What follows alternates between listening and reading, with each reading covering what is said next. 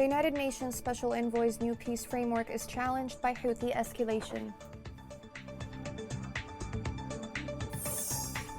Iran's destabilizing role in Yemen blocks peace efforts and prolongs the war.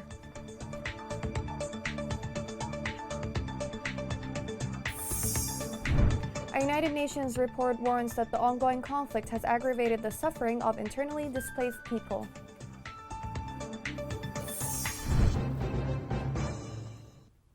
Welcome to Yemen Today TV. This is the English news with me, Shazad Abdelbay. Peace in Yemen is the only solution that can save the country. Grunberg said that he is developing a framework that sets his plan to move towards a political settlement, including the establishment of a multi-track process. This report has more details. Despite the escalation of the Yemen conflict on several fronts at home and abroad, UN Special Envoy to Yemen Hans Grunberg gave a positive report on the situation in the country to the UN Security Council last week, pointing to a multi-track roadmap that would end the crisis in the country this spring. Grunberg's statement, however, has elicited no significant response from the major parties involved in the Yemen crisis. While there has been progress in Yemen, including the participation of the government's foreign minister at the Munich Security Conference last week, the government remains determined to label the country's Houthi rebel movement as a terrorist organization and refuses to return to the negotiating table. Saudi Arabia's foreign minister met with the U.S. Secretary of State Antony Blinken in Munich to discuss events in Yemen. On the fringes of the Munich conference, several meetings took place, including one between the UN Secretary General and Iranian foreign minister, during which Yemen was discussed. Brett McGurk, the U.S. National Security Council's Middle East and North African coordinator, has also visited Saudi Arabia and the United Arab Emirates, stressing Washington's commitment to both partners. Diplomatic efforts spearheaded by the U.S. indicate that the Yemeni government, the UAE, and Saudi Arabia's demands to list the Houthis as a terrorist group have waned, and that despite recent developments, Washington believes there is still a possibility to return to negotiations. However, Yemeni political sources in Riyadh described ongoing efforts as insubstantial. The big concessions advocated by Grunberg, with the exception of Houthis, cannot be made to promote a peace proposal, since they would need all sides to make concessions. The Houthis are currently attempting to reclaim Ma'rib and Shabwa provinces, which were previously lost to the Giants Brigade. After seizing some areas on the western shore of Harad, several troops are facing significant escalation. The Houthi movement is taking a breather after the Giants Brigades halted the conquest of Eastern Front and Western Coast provinces. With the UAE strikes in Yemen decreasing, the Houthis have also stopped attacking the country. Last week, the Saudi front has also cooled down, signaling a return to the 7-year conflict's traditional rules of engagement.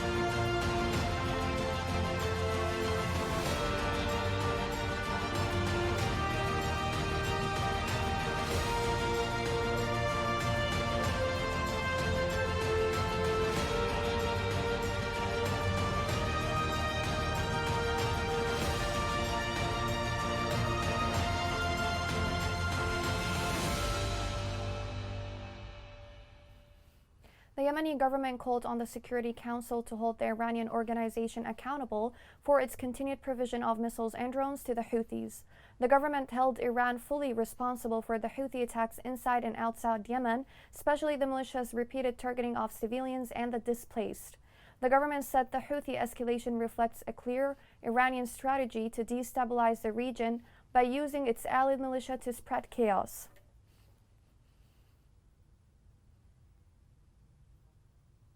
Peace is still difficult to achieve in Yemen. Iran's support for the Houthi militia has significantly improved their military capabilities.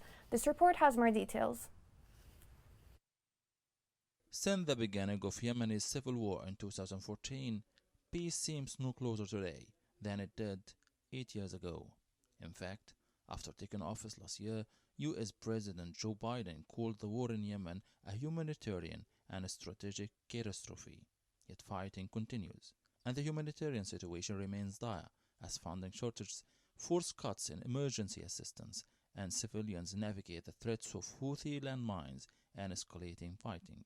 The situation, however, widens bit by bit by overreaching other countries outside Yemen, especially after Houthi strikes in Saudi Arabia and UAE. This new episode of conflict ushered the region in a state of prolonged uncertainty and instability. Iran, in turn, plays an important role in Yemeni and regional equation.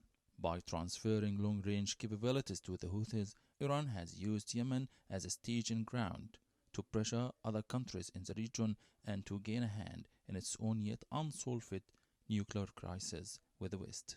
Over the years, Iran has cultivated the Houthi movement as a key partner. The Houthi rebels have developed deeper ties with Tehran through support from Iran's Islamic Revolutionary Guard and other Iranian-backed groups across the Middle East, most notably Hezbollah in Lebanon. The Houthis' socio-political, military, and strategic outlook has aligned more closely with Iran from that moment. The latter, in turn, apply constant strategic military pressure throughout the southern Arabian Peninsula. The Iranian support to the Houthis has significantly altered the group's military capabilities. It allowed them to build an arsenal that includes ballistic missiles and one-way attack drones. The tragedy of Yemen was written firstly by the Houthi rebellion. It, however, exceeded the Yemeni soil and overspilled on the whole region. According to experts, the Yemeni issue has three solutions within hand currently. The first of which is a complete defeat of the Houthi Iranian arm or a reconciliation and a building of an inclusive peace. Otherwise, the Yemeni future will depend on a far unrealistic political compromise between regional players, including Iran. The U.S. State Department said it's designating members of an international network funding the Houthis. According to the State Department, the network is led by the Islamic Revolutionary Guard Corps and Houthi supporter Al-Jamal and have led to aggressive attacks threatening civilians and civilian infrastructure in neighboring states. The Treasury added that this network has transferred tens of millions of dollars to Yemen through a complex international network in support of the Houthis' attacks. Minister of Information warned against a forced recruitment launched by the Houthi militia among the state employees in the capital Sana'a and the areas under its control.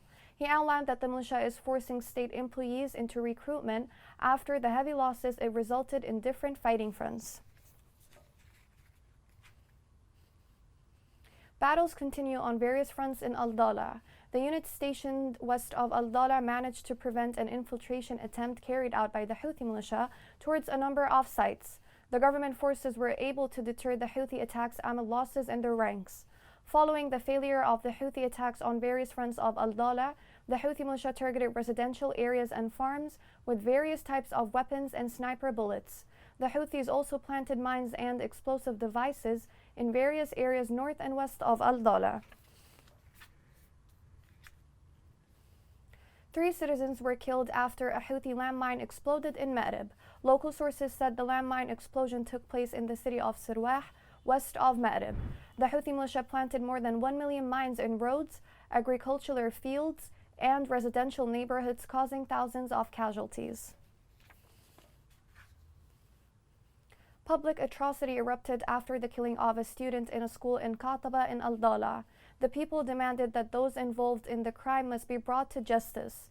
The student died due to a stray bullet after tribal clashes close to the school.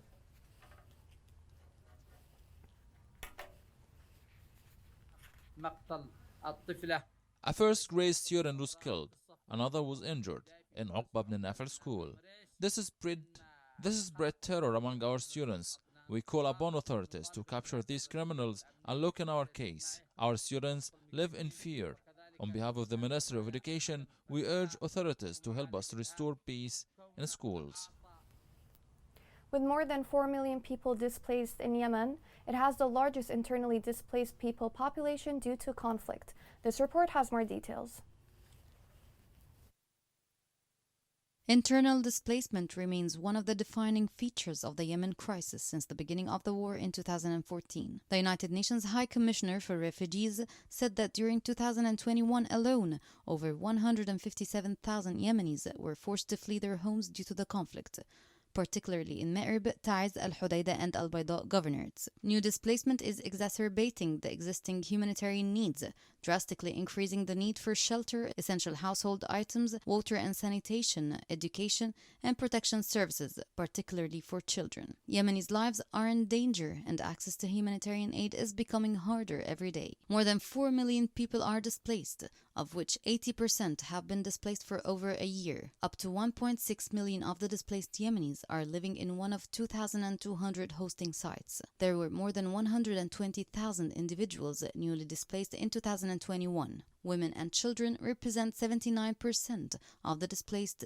population. According to the 2021 Humanitarian Needs Overview, 66% of Yemen's 30 million population depends on humanitarian assistance for their daily survival, including over 4.2 million IDPs. With ongoing and unrelenting hostilities, and in the absence of a negotiated political settlement, the trend of new and protracted displacement is expected to continue in 2022. Escalation of conflict, ongoing insecurity, restrictions, and a collapsed economy have pushed an estimated 80% of the total population below the poverty line and at serious risk of famine, with IDPs significantly more at risk of food insecurity than other Yemenis. Only a peaceful resolution to the conflict can halt their suffering. Coming next. Social unity in Al-Dala compensates for government failure.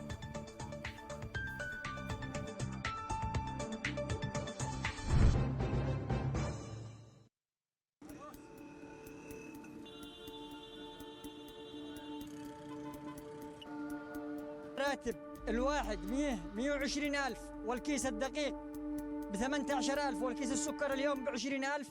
كم يعني بيعطي هذا الراتب كامل في كيس سكر وكيس دقيق؟ المواطن اليمني يعيش في أزمة إنسانية وغذائية مؤلمة من غلاء الأسعار وفحشة الأسعار وغلاء الصرف والعملة الأجنبية في البلد. حالة الحين حالة، لما أخرج لما ندفناش القيلة ما نقدرش ناكل الأكل داخل، ما إحنا بحاجة صعبة.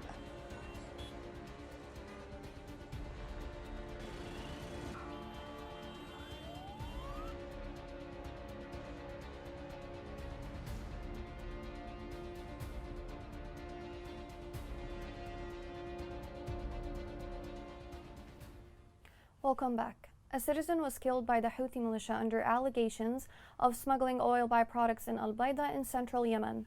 Local sources said the Houthi militia claimed that the young man smuggled oil byproducts from Ma'rib to Al-Bayda. The crime comes in light of the increase in oil prices on the black market and the stifling crisis in the governorate for the second month in a row. Ma'rib gas station has stopped working. The maintenance department of the station said the General Electricity Corporation demanded that the station must be stopped due to its need for regular maintenance. The station provides Ma'rib with about 40 megawatts of electric power, about half of its electricity need.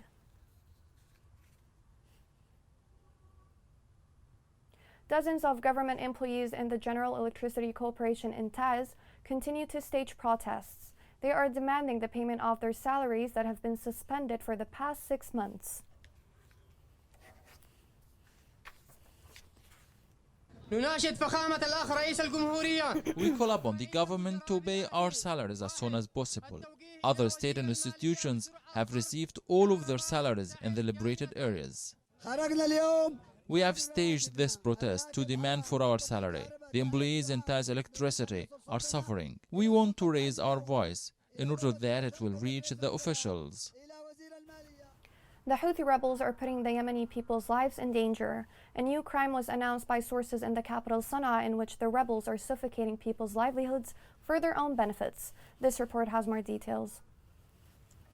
Houthi corruption exceeded all limits in the areas under their control. Sources in the Yemeni General Electricity Corporation revealed a secret agreement was concluded 3 weeks ago between Houthi leaders and a number of commercial oil stations owners. The agreement aims at imposing a new price quota. It included raising the price of electricity to 500 rials per kilowatt, provided that a specific percentage of the price differential would be deducted to be supplied to the militia. The sources confirmed that the militia leaders, according to the agreement, directed the oil company under their control in Sana'a to provide the stations with fuels they need at the known prices, while they instructed the commercial electricity dealers to justify the new price rate as a result of the suffocating crisis in oil byproducts in Houthi-controlled areas.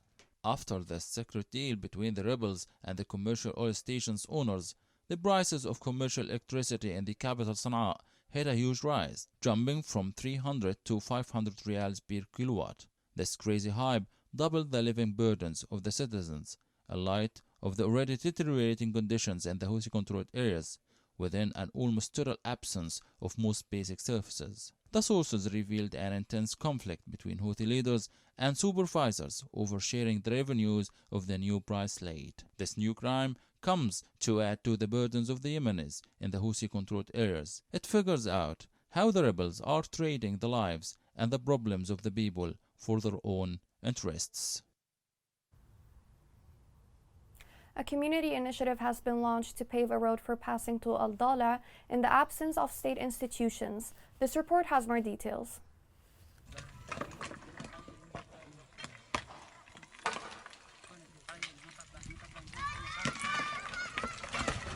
Proceeding from the spirit of community initiative launched by the people of Hura in Al-Azariq district, and from the spirit of belonging and love for their land, these citizens did not stop building and construction towards achieving their noble goals.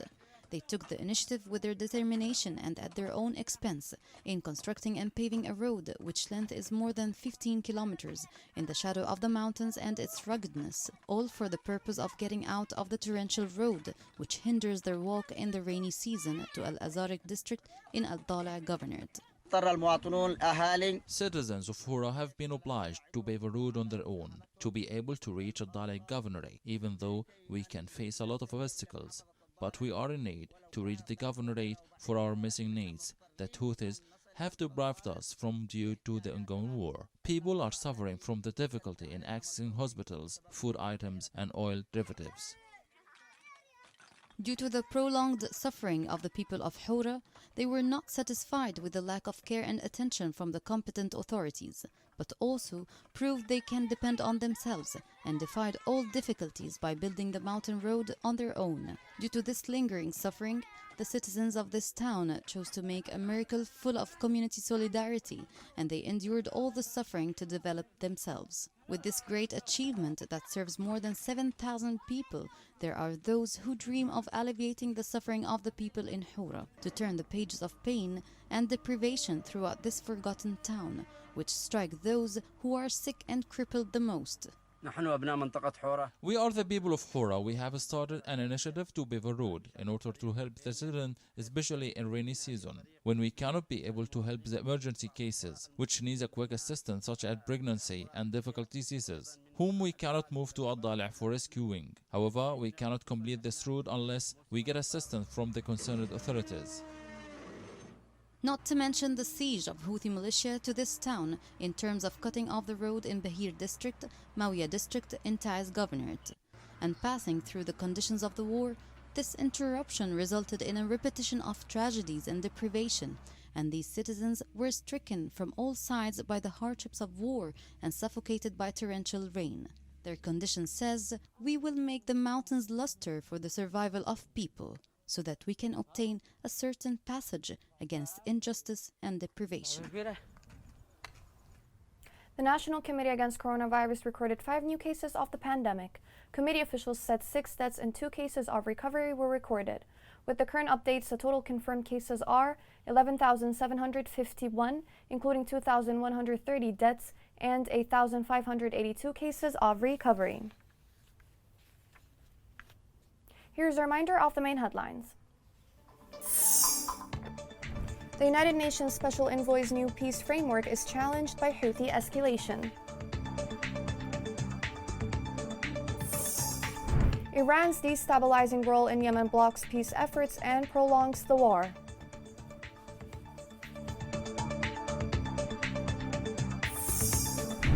A UN report warns that the ongoing conflict has aggravated the suffering of internally displaced people.